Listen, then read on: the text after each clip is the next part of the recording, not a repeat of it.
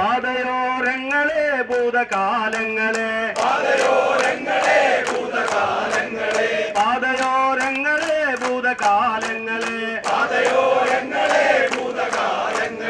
ഓരുവിൻ പ്രവാസികളെ നമ്മൾ ഒത്തുചേരണം ഓരുവിൻ പ്രവാസികളെ നമ്മൾ ഒത്തുചേരണം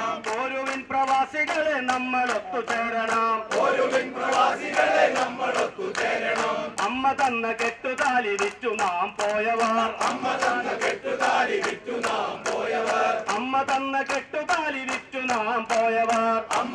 കെട്ടുതാലി വിറ്റു നാം പോയവർ ഭാരതം വിളിക്കയായി പോരിനായി നമ്മളെ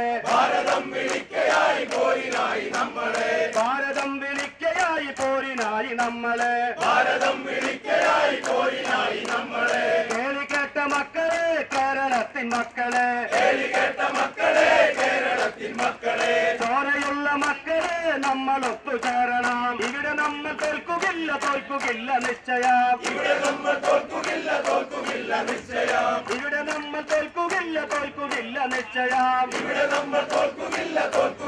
നിശ്ചയം അധ്വാനിക്കും പ്രവാസിക്ക്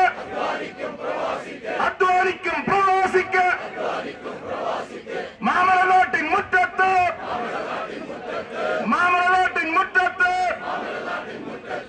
കേരള സർക്കാർ നടപ്പിലാക്കും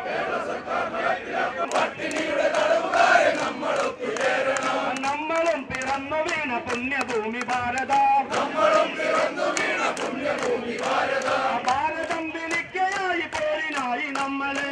Asking me to come to express solidarity with the issues that you have raised, because I think Pravasi Indians, and not only Indians but most importantly the Kerala contingent of our Pravasis, are the biggest people's ambassadors that India has in the world.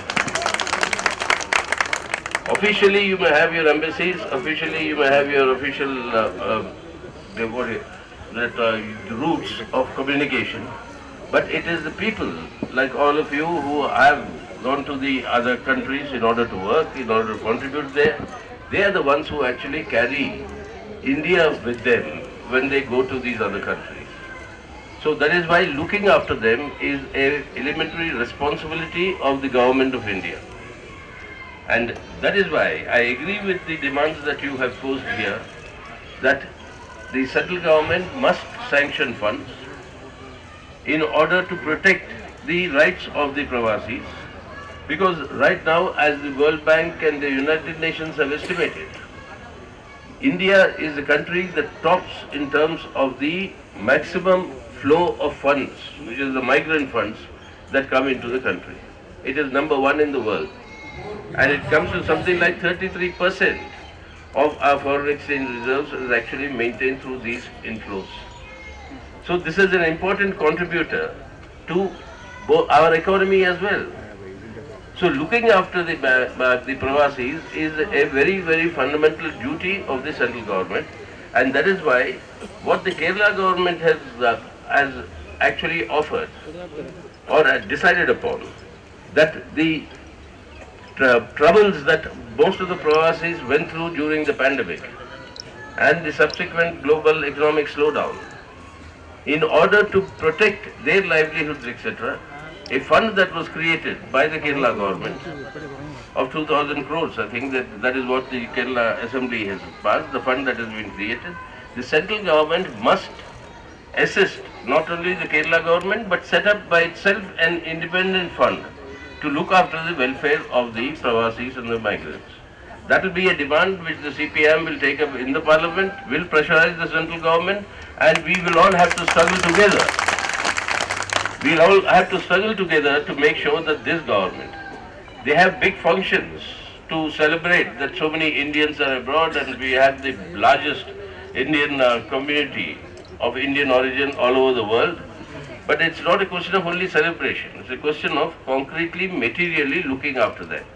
And that is why this fund has to be enacted. That is the first point that we will try and put the pressure on the government. Secondly, when our Pravasis go to other countries to work, there is no mechanism to look after their interests. there has to be an immigration act. The British brought it once. We just amended it, tinkered with it, and then we kept it. But it's not been a law that will offer any protection. To the people who travel to the other countries on work. So therefore, this law must be brought about, and for that also we'll put the pressure in the Parliament. And at the same time, but it's a struggle that all of us will have to jointly take up and advance on it.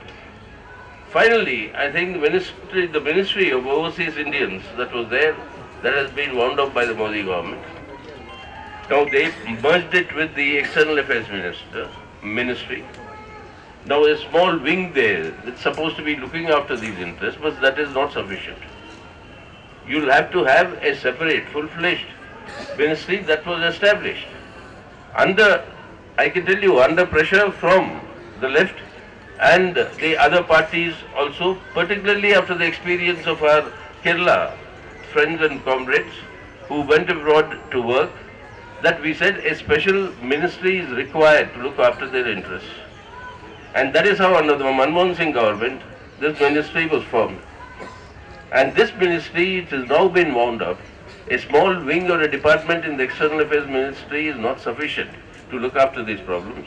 So the demand will be, and we will also insist both at the floor of the House of the Parliament and from outside, that this ministry should be re-established. So all these three aspects, provision of funds, allocation of a budgetary allocation for the Pravasis, the enactment of a comprehensive immigration act law, and the reopening or reinstating the Ministry of Overseas Indian Affairs, these demands will be taken up. I can assure you on behalf of the Communist Party of India Marxist that we will take up these issues both inside the Parliament and outside the Parliament. To ensure that justice is done to all our friends and comrades who are actually contributing, not only in the countries where they are working, but contributing back in India with the migrant fund that comes in here, contributing to the Indian economy and to the development of our country.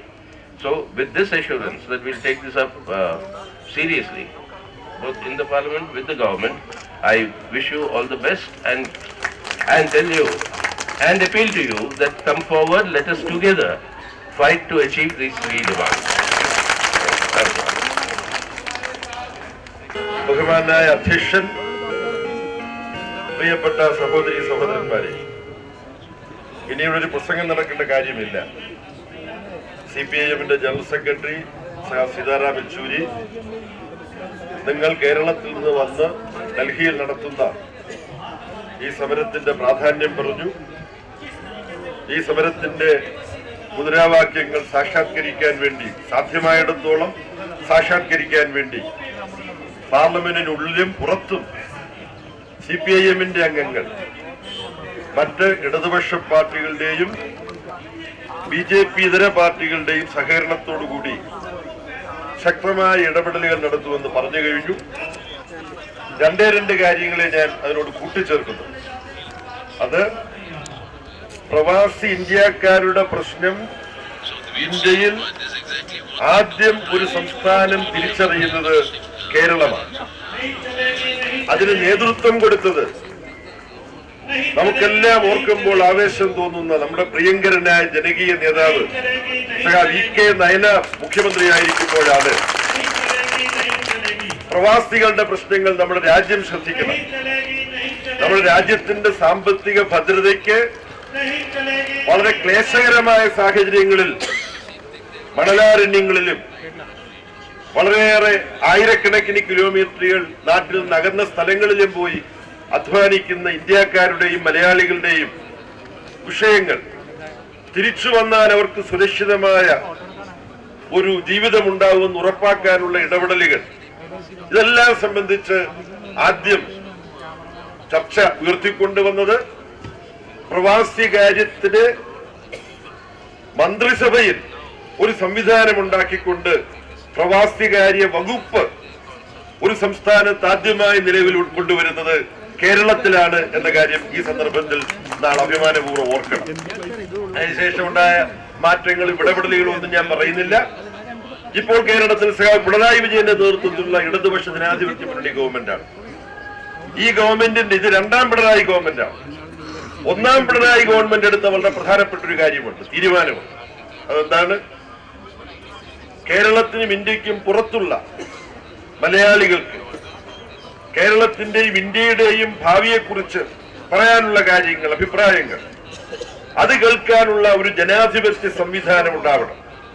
അങ്ങനെയാണ് ലോക കേരള സഭ എന്ന ആശയം ഒന്നാം പിണറായി സർക്കാർ ഇടതുപക്ഷ ജനാധിപത്യ മുന്നണി ഗവൺമെന്റ് മുന്നോട്ട് വെക്കുന്നത്. ഇന്ന് സാക്ഷാത്കരിക്കപ്പെട്ടിരിക്കുകയാണ്.